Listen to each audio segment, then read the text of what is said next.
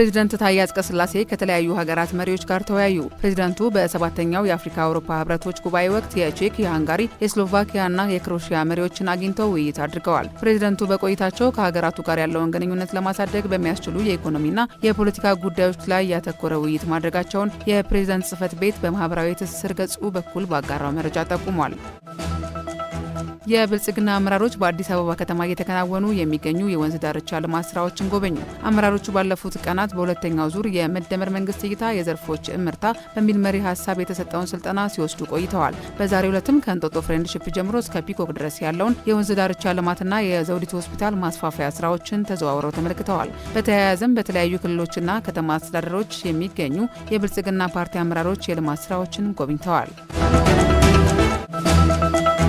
የኢትዮጵያ ቡናና ሻይ ባለስልጣን ለ2017 እቅድ አፈጻጸም መሳካት ከፍተኛ አስተዋጽኦ ላበረከቱ ባለድርሻ አካላት የእውቅና መርሃ ግብር አከናውኗል። መንግስት ለቡና ምርትና ምርታማነት የሰጠው ትኩረትና በወሰዳቸው የፖሊሲ ማሻሻያዎች በዘርፉ የወጪ ንግድ ገቢ ማደግ ተጨባጭ ውጤት እያስመዘገበ መሆኑን እውቅና የተሰጣቸው የቡና ላኪዎች አብራርተዋል። መንግስት ቡና ላይ እሴት በመጨመር ለገበያ ለሚያቀርቡ ድርጅቶች በሰጠው ማበረታቻ ተጠቃሚ መሆናቸውን የዘገበው ኢዜአ ነው።